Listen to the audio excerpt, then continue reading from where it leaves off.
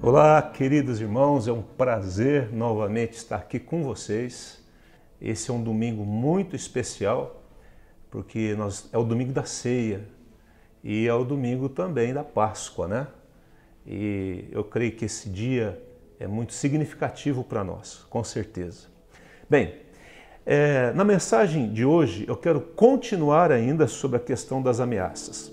E eu quero falar um pouco sobre como viver a Páscoa em meio à ameaça. Nós estamos vivendo esse momento e essa Páscoa que nós estamos celebrando nesse domingo, ela tem uma conotação diferente, porque nunca tivemos uma pandemia nessa extensão que estamos tendo e justamente estamos relembrando, celebrando a Páscoa nesse dia. Israel, ele habitou no Egito durante 430 anos. Nós sabemos muito bem dessa história, né? Desde que José foi para o Egito e aí ele levou toda a sua família para lá, passaram-se 430 anos e aí chegou a hora de Israel ser tirado do Egito, né? Deus envia Moisés, Moisés vai lá junto com Arão, ele opera lá 10 pragas, né? Deus opera 10 pragas, lembrando você aí, as águas se transformam em sangue, a praga das rãs, dos piolhos, das moscas, das pestes nos animais, das úlceras, da chuva de pedra, a peste dos gafanhotos, das trevas e a morte dos primogênitos. Após a morte dos primogênitos, aí Israel sai do Egito e vai embora para Canaã. Alguns fatos importantes aconteceram nessa história. O primeiro fato é que há um limite para a ação do homem. A primeira coisa que nós aprendemos em toda essa história aqui é que há um limite para a ação do homem. Os 3 primeiros sinais que foram operados por Moisés lá no Egito, eles foram os magos e aquelas pessoas que agiam com ciências mágicas, eles conseguiram repetir aquilo que foi feito. Então, quando Moisés chega, Arão joga o bordão, se transforma em cobras, aí aqueles homens, aqueles magos, eles também fazem a mesma coisa, né? Os encantadores também fazem. Aí o bordão de cada um deles se transforma numa serpente, só que a serpente que veio do bordão lá de Arão, ela engole as demais. Mas a primeira praga das águas se tornando em sangue, lá em Êxodo capítulo 7, eles também repetem, né? Os magos, os encantadores, aqueles que usavam o misticismo, eles também conseguem transformar a água em sangue. A segunda praga, as rãs, da mesma forma, eles conseguem transformar, fazer com que as rãs apareçam de forma sobrenatural e usando as suas artes mágicas. Mas a hora que vem a praga dos piolhos, que é a terceira praga, pronto, aí eles já não conseguem mais, né? Aí Deus coloca um limite na ação do homem. E diz assim no versículo 18, Êxodo 8, 18, e fizeram os magos o mesmo com as suas ciências ocultas para produzirem piolhos, porém não puderam. E havia piolhos nos homens e no gado. Então disseram os magos a Faraó, isto é o dedo de Deus. Então, até então, com as suas ciências ocultas, os magos repetiram aquilo que Moisés fazia. Mas chegou nessa terceira praga, especificamente a praga dos piolhos, eles não conseguem. Aí os magos falam para Faraó. Então disseram os magos a Faraó, isso é dedo de Deus. A partir desse momento eles começam a ver que Deus está agindo na história do seu povo. Então, Deus coloca limite na ação humana. O homem tem limitações e só Deus é ilimitado. Entenda bem isso. A segunda coisa que nós aprendemos aqui é o princípio da distinção, né? Deus faz a distinção entre aqueles que servem a Ele e daqueles que não servem a Ele. Deus faz distinção naqueles que estão dentro do seu propósito e aqueles que estão fora do seu propósito. E lá também em Êxodo capítulo 8, verso 22, ele fala assim, naquele mesmo dia separarei a terra de Gósen, em que habita o meu povo, para que nela não haja enxame de moscas, porque a quarta praga era um enxame de moscas em todo aquele país. E para que saibais que eu sou o Senhor no meio desta terra, e farei distinção, presta atenção nisso, entre o meu povo e o teu povo. Amanhã se dará esse sinal. Então, quando o povo, na época de José, Israel desceu para lá junto com Jacó, e aí eles foram alocados no local chamado Terra de Gósen. E nessa terra não havia nenhuma praga. As pragas aconteciam em todo o Egito, menos na terra de Gósen. Então, Deus é o Deus que faz distinção entre aqueles que servem a Ele e aqueles que não servem a Ele. Havia praga em todos os lugares, menos nesse lugar. Deus tem um propósito, queridos, para a sua vida. Deus te chamou, né? Lá em Salmo 139, versículo 16, diz que no teu livro foram escritos todos os teus dias, escrito e determinado, quando nenhum deles havia ainda. Então há um propósito de Deus para a sua vida. E quando você recebe Jesus como Senhor e Salvador da sua vida, e o Espírito Santo passa a habitar em você, então você é separado dos demais.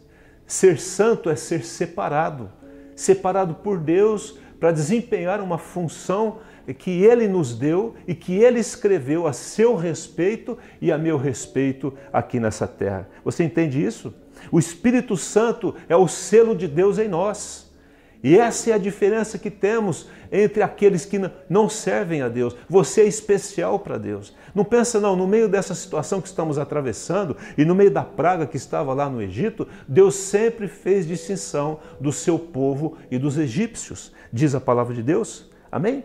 Então, essa distinção, ela existe até hoje. Quando o inimigo olha para você, ele vê o Espírito Santo, ele entende, esse aqui é filho de Deus, eu não posso tocar na vida dele. E a terceira coisa que aprendemos, que Deus sempre dá oportunidade para arrependimento. Em todos os momentos que Moisés ia até Faraó, sempre houve oportunidade de Faraó fazer a coisa certa, mas ele estava endurecido no seu coração, mesmo que Deus estivesse endurecendo.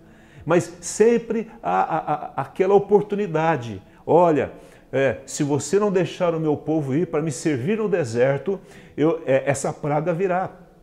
E assim foi com todas as pestes, com as úlceras, né? com a chuva de pedra, com os gafanhotos, com as trevas que vieram ali. Todas essas ações de Deus, sempre Faraó teve a oportunidade de deixar o povo ir e não sofrer as consequências. Então, Deus sempre dá oportunidade para o homem. Ele dá oportunidade para você e para mim. Isso é um princípio bíblico e isso é um princípio que está lá desde o início. Mas eu quero que você abra a sua Bíblia comigo agora. Êxodo 12, de 1 a 11. Pegue aí a sua Bíblia na sua casa, né, juntamente aí com os seus. Vamos ler aqui. Disse o Senhor a Moisés e a Arão na terra do Egito: este mês será o principal dos meses. Esse mês aqui é o mês de Abib, ou Nissan, como que eles falam. Este mês será o mês principal, será o primeiro mês do ano. Falai a toda a congregação de Israel, dizendo: aos 10 deste mês, cada um tomará para si um cordeiro, segundo a casa dos pais. Um cordeiro para cada família. Diga comigo assim: um cordeiro para cada família. Mas se a família for pequena para um cordeiro, então convidará ele o seu vizinho mais próximo, conforme o número de almas, conforme o que cada um puder comer. Por aí calculareis quanto bastem para o cordeiro. Como será o cordeiro? Versículo 5. O cordeiro será sem defeito, macho de 1 ano, podereis tomar um cordeiro ou um cabrito, e guardareis até ao 14º dia. E todo o ajuntamento da congregação de Israel o imolará no crepúsculo à tarde. Tomarão o sangue, o porão em ambas as ombreiras, na verga da porta, nas casas em que comerem, ou seja, no batente das portas das casas que estão comendo aqui o cordeiro. Naquela noite, então, comerão a carne assada no fogo, com pães asmos e ervas amargas a comerão. Não comereis do animal nada cru, nem cozido com água, porém assado ao fogo, a cabeça, as pernas e a fressura. Nada deixareis dele até pela manhã, o que porém ficar até pela manhã queimá-lo-eis. Desta maneira o comereis: lombos cingidos, sandália nos pés e cajado na mão. Comê-lo-eis à pressa, é a Páscoa do Senhor. Versículo 26 diz assim: quando vossos filhos vos perguntar que rito é este, respondereis: é o sacrifício da Páscoa ao Senhor, que passou por cima das casas dos filhos de Israel, quando feriu os egípcios e livrou as nossas casas. Então o povo se inclinou e adorou. Vamos orar. Pai, obrigado por essa palavra que já falamos até agora. E peço agora que a tua unção entre em cada vida, em cada casa. E, ó Deus, e continue falando conosco no nome de Jesus. Amém. Queridos, nós temos algumas importantes colocações a serem feitas diante dessa história aqui de Israel. Na verdade, foi uma história marcante e que ela ficou para ser relembrada e falada de pais para filhos, como nós dissemos aqui. E aí, que ele fala assim, quando vossos filhos perguntar que rito é este, eu vou fazer isso aqui, é quando nós saímos do Egito, quando nós passamos pelo Mar Vermelho, a pé enxuto, quando os inimigos acabaram morrendo, quando as 10 pragas vieram no Egito, para que ninguém nunca mais esqueça do que aconteceu ali. A primeira coisa, acompanhe comigo, no verso de número 3, ele diz assim: falai a toda a congregação de Israel, dizendo, aos 10 deste mês, cada um tomará para si um cordeiro, segundo a casa dos seus pais, um cordeiro para cada família. Então, o que está acontecendo é que Deus está mandando que cada família, presta atenção, cada família tome um cordeiro, e esse cordeiro será morto à tarde. O que está falando, quando ele fala para pegar um cordeiro, na verdade ele já está profetizando que desse momento, mais 1.400 anos, presta atenção, 1.400 anos à frente, o Cordeiro de Deus que tira o pecado do mundo viria, que é Jesus. Então, a morte desse Cordeiro, quando o povo estava saindo do Egito, presta atenção, passa toda a história de Israel, passa tanto tempo, ele já está falando de Jesus. Queridos, Jesus está desde Gênesis a Apocalipse. Sem Jesus, que é a coluna da palavra, a palavra se desfaz, porque ele é o centro de todas as coisas. Então, Jesus, em 1 João 1,29, diz assim, no dia seguinte viu João Batista Jesus que vinha para ele e diz, eis o Cordeiro que tira o pecado do mundo. Então, isso significa que Jesus deve estar na casa de cada um, como estava aquele cordeiro que foi tomado lá no Egito. Que Jesus deve entrar no coração de cada um. E que a salvação é só através do Cordeiro de Deus que tira o pecado do mundo. Diz aqui que esse cordeiro deveria ser imolado, morto à tarde. Jesus, quando foi morto, ele foi morto ali depois do meio-dia, entre meio-dia e 3 horas da tarde. Porque houve trevas, os poderes se mexeram, a terra tremeu e muita coisa aconteceu naquele momento. Então, esse cordeiro aponta para Jesus. A segunda coisa que acontece, que está aqui no versículo 7, acompanhe comigo, tomarão o sangue e o porão em ambas as ombreiras e na verga da porta, nas casas em que comerem. No verso de número 13 diz assim, o sangue vos será por sinal nas casas em que estiverdes. Quando eu ouvir o sangue, passarei por vós, e não haverá entre vós praga destruidora. Aqui fala do poder do sangue de Jesus e da proteção que esse sangue tem. Significa que cada pessoa, cada família deve aceitar o sacrifício de Jesus e crer na sua ressurreição. Aquele cordeiro era morto, mas ele não ressuscitava. Mas Jesus viria como cordeiro e queria morrer e iria vencer a morte, que é o nosso grande inimigo. Para aqueles que confessam Jesus como Senhor, aqueles que foram batizados, o batismo é justamente isso. O batismo é a morte do velho homem e a ressurreição com Cristo ao terceiro dia.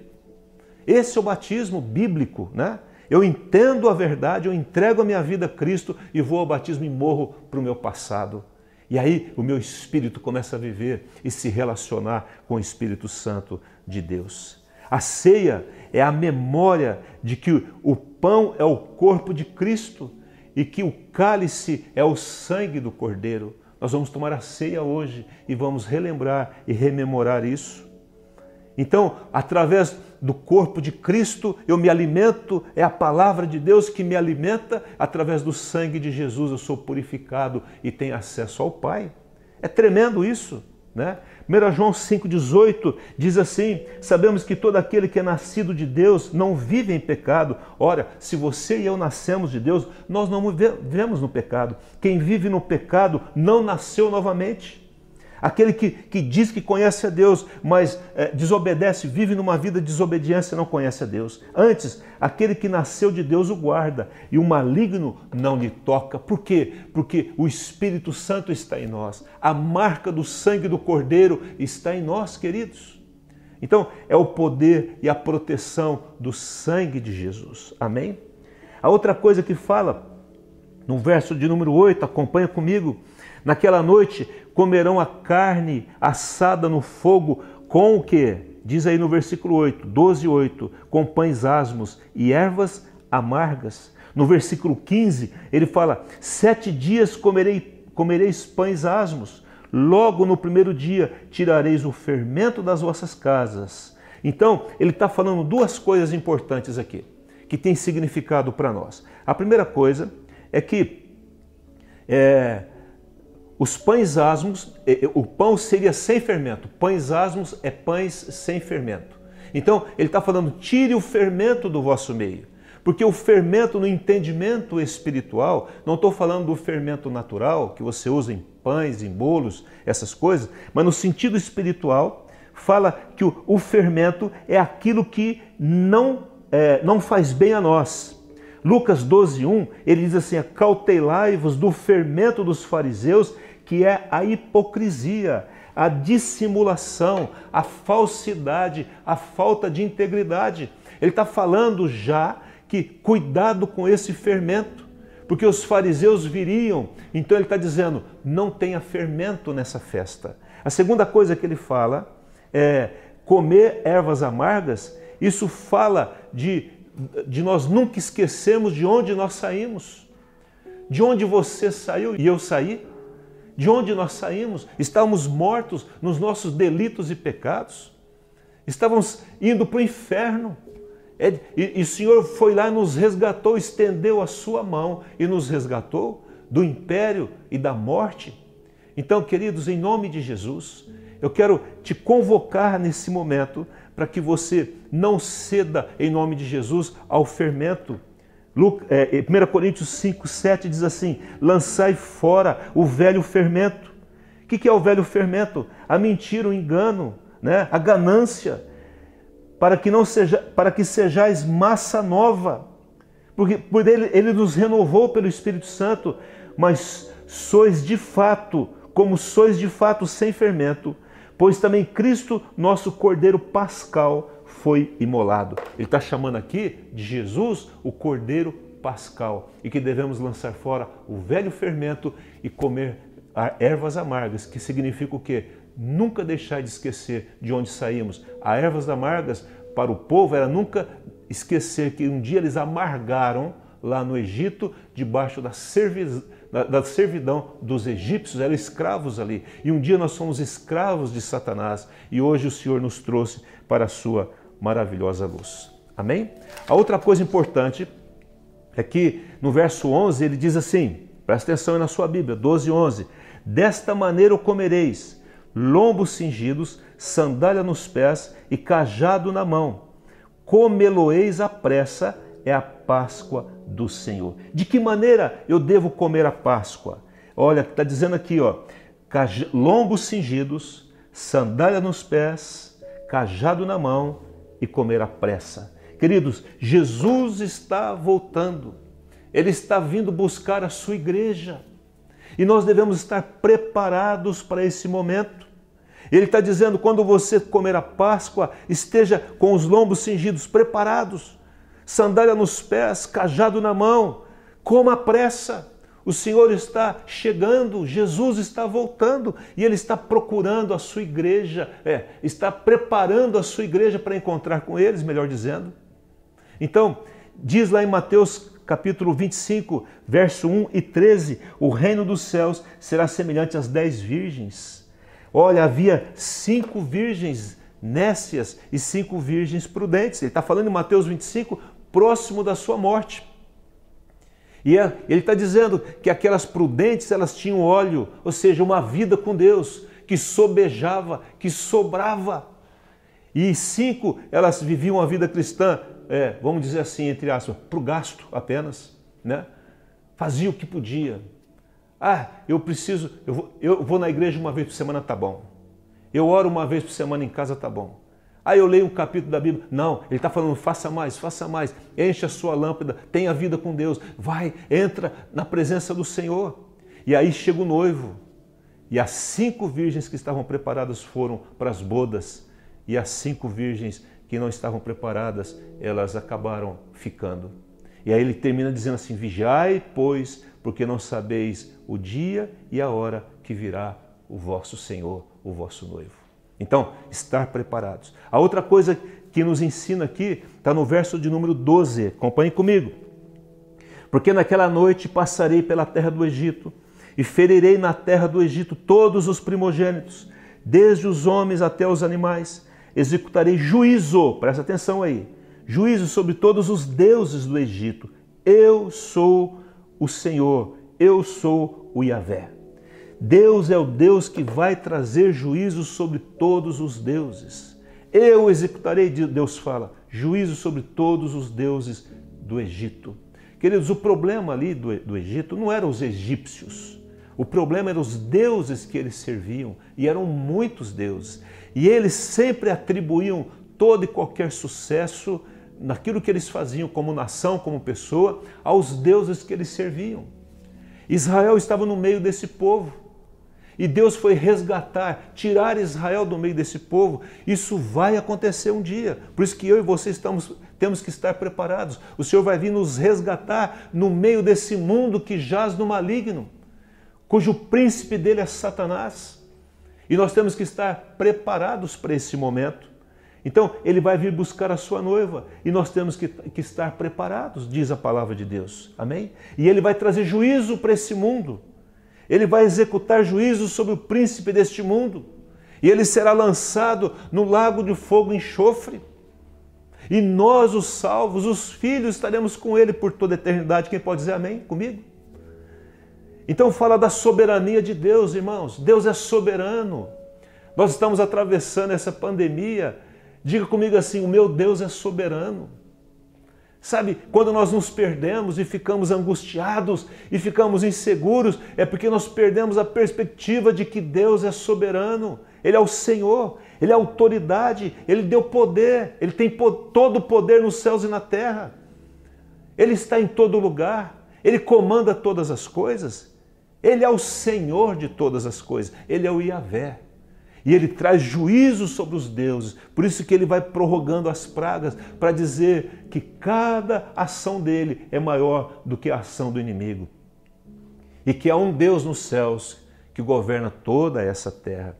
É interessante que Lucas, no capítulo 10, diz assim, então regressaram os 70, porque Jesus havia enviado 70 discípulos para pregar a palavra, e eles voltaram possuídos de alegria, dizendo, Senhor, os próprios demônios se nos submetem pelo teu nome. Então, o nome de Jesus faz com que os demônios se submetam ao nome dele.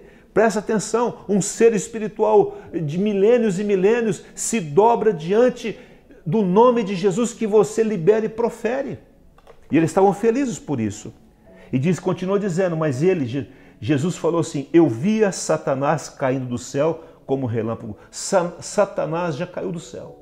Ele já está julgado. Eis aí, Jesus falando, vos dei autoridade para pisar de serpentes, escorpiões e sobre todo o poder do inimigo. E nada absolutamente vos causará dano. Não obstante, alegrai-vos não porque os espíritos se vos submetem, e sim porque o vosso nome está arrolado no céu. Aí ele fala assim, a autoridade que eu tenho eu dou para vocês, então subjugue Satanás. Nós estamos terminando hoje 7 dias de oração e jejum. E hoje, agora à tarde, é o momento em que nós estamos orando contra toda ação maligna sobre a nossa nação.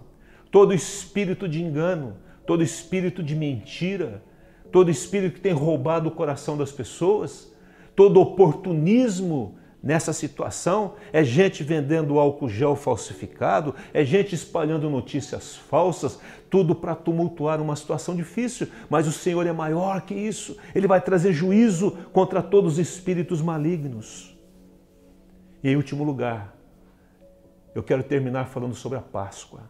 Queridos, a Páscoa, ela, na 10ª praga, na praga onde passa-se sobre todas as famílias, e nas famílias morrem todos os primogênitos, exceto, eu disse exceto, naquelas casas onde havia o sangue do cordeiro, lá nos umbrais, lá na verga da porta, lá nos batentes das portas. Aí o inimigo passava, a morte passava, olhava assim, aqui eu não posso entrar. Sabe por quê? Por causa do sangue.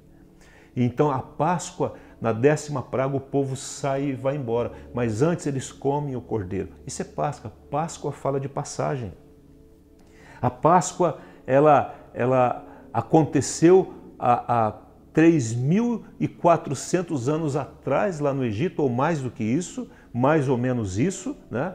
E depois disso, depois dessa Páscoa, ela aponta para a vinda de Jesus. E a Páscoa não é só para o povo judeu, a Páscoa é para todos aqueles que creem em Cristo, porque Jesus é o Cordeiro de Deus que tira o pecado do mundo.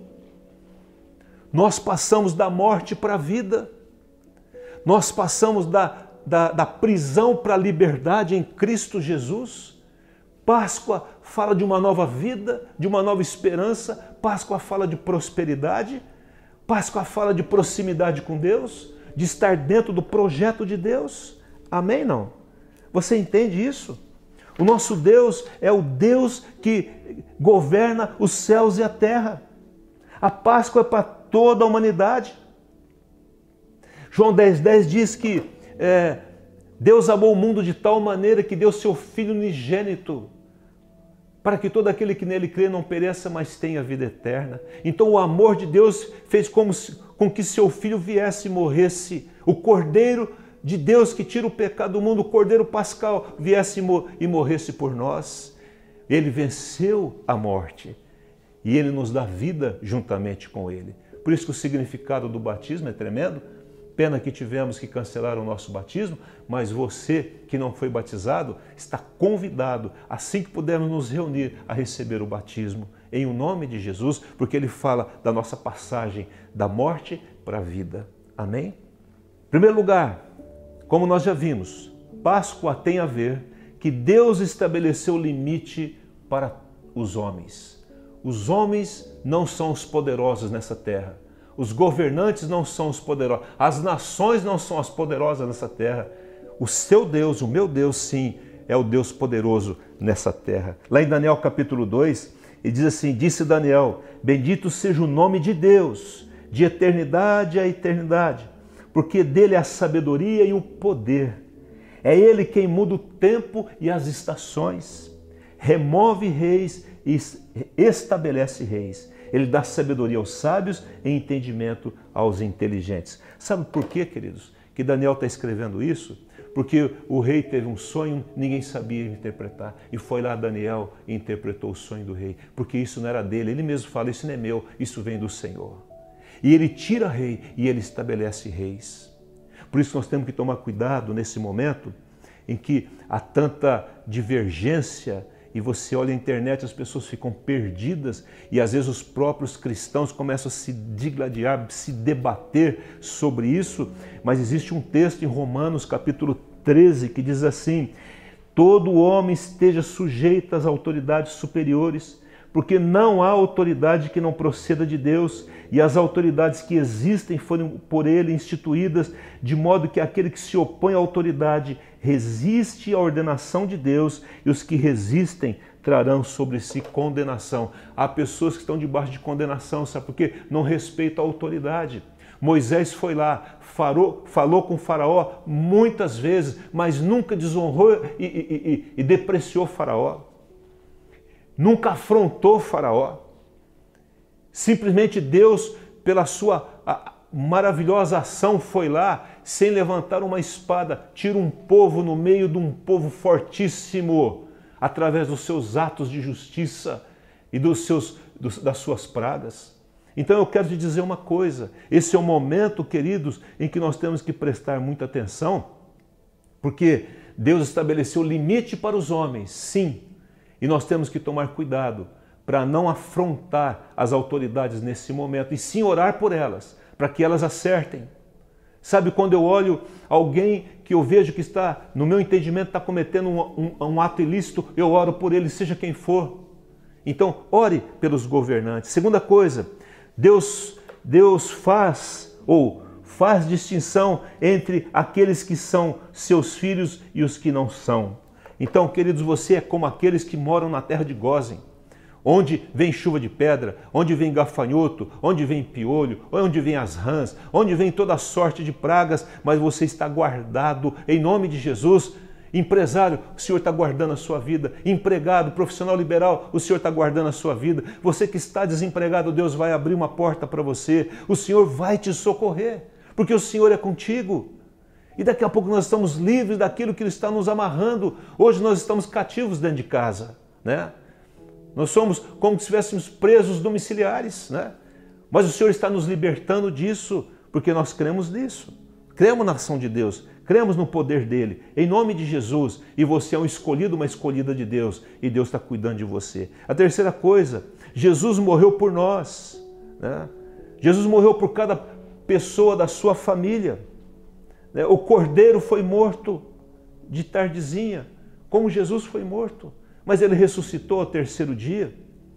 Então, o sangue do Senhor, ele nos purifica, nos protege, nos limpa de todo pecado. Em nome de Jesus. O sangue de Jesus é poderoso. O cordeiro, ele foi morto, mas ele ressuscitou dos mortos. Cuidado com o fermento. Cuidado com as conversas, com o engano, com a mentira. Cuidado com a falta de integridade. Coma ervas amargas, sim. Lembre de onde você e eu saímos. Temos que lembrar de onde Deus nos tirou. Por isso que essa festa existe até o dia de hoje. Em nome de Jesus.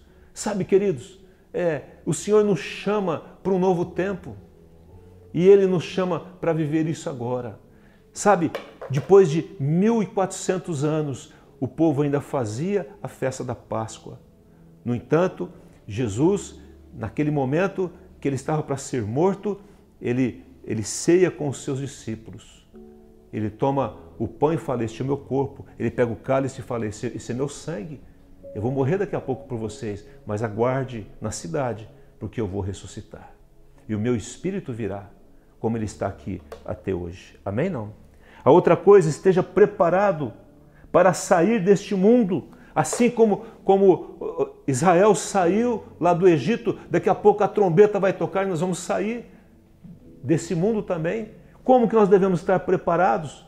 Lombos cingidos, ou seja, preparados com a roupa para sair para fora, preparados com vestimentas trocadas, vestimentas santas, lavadas pelo sangue do Cordeiro, sandália nos pés, calçai os pés com a preparação do Evangelho da Paz, diz a Bíblia, cajado nas mãos com a autoridade do Senhor, em nome de Jesus. Vamos comer à pressa a ceia, porque Ele está à porta. Vigiai e orai, porque não sabeis o dia nem a hora, mas Jesus virá.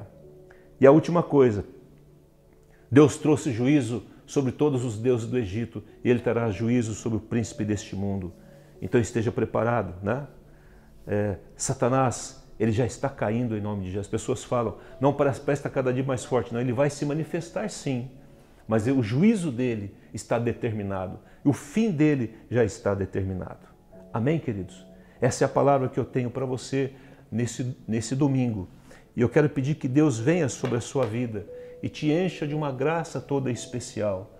E que nesse domingo de Páscoa você seja cheio da graça do Senhor. Eu quero orar com você através da palavra de Deus que foi ministrada. Senhor Jesus, eu quero abençoar a vida de cada um daqueles que estão nos ouvindo, nos vendo agora. Que a Tua presença venha sobre cada um deles. Obrigado, Jesus, porque aquilo que o Senhor profetizou, aquilo que foi feito há tantos anos atrás lá no Egito, na saída do povo do Egito, Senhor, isso é vivo para nós até hoje, Senhor, através da ceia do Senhor.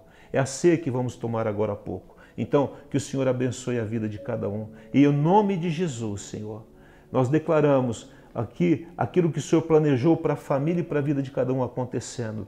Cura aqueles que estão enfermos, em nome de Jesus. Se alguém enfermo é na sua casa, declara a cura do Senhor. Se há problemas financeiros, declara a libertação e o suprimento do Senhor. Se há alguns problemas dentro de casa a serem resolvidos, aproveite que vocês estão aí para conversar, para orar um pelo outro, para fazer da sua casa uma igreja, em nome de Jesus Cristo. É hora de nós buscarmos a Deus, em nome de Jesus Cristo. Cuidado com as conversas erradas aí fora, com o fermento dos fariseus, em nome de Jesus. Lembre-se de onde Deus te tirou. Nós estamos mortos nos nossos delitos e pecados e Ele nos transportou das trevas para a sua maravilhosa luz. Estejamos preparados para encontrar com Ele, como aquelas 5 virgens, que as nossas lâmpadas estejam acesas, esperando o noivo chegar, porque o príncipe deste mundo já foi julgado. Em nome de Jesus, amém e amém. Se você ainda não tem Jesus como Senhor e Salvador da sua vida, é a sua oportunidade agora. Jesus morreu por você. Isso está patente, está claro. Desde os tempos antigos até agora, hoje. Basta você dizer para Jesus: Jesus, eu quero entregar a minha vida ao Senhor. Sabe, queridos, a distinção só é para aqueles que são servos do Senhor, aqueles que têm o Espírito Santo vivendo dentro da sua vida. E é a oportunidade que eu quero te dar agora de confessar Jesus como único Senhor e Salvador da sua vida. Entregue o seu coração a Ele. Creia em Jesus Cristo. E se você quer entregar a sua vida a Cristo, eu quero que você faça essa oração comigo agora. Coloque a mão no seu coração e diga comigo assim: Senhor Jesus, eu quero entregar a minha vida e confessar Jesus Cristo como único Senhor, Salvador e Deus da minha vida. Perdoa os meus pecados. Me ajuda, Senhor, a te servir. E obrigado, Espírito Santo, porque a partir desse momento, dessa confissão, o Senhor passa a viver dentro de mim, em nome de Jesus. Amém e amém. Se você fez essa oração, o Espírito Santo está vivendo aí dentro de você. Amém? Entre em contato conosco. Peça a sua oração. Nós queremos orar por você. E se você se decidiu por Jesus, nós queremos te conhecer e queremos te ajudar a crescer em Cristo Jesus. Deus abençoe você e a sua família, em nome de Jesus.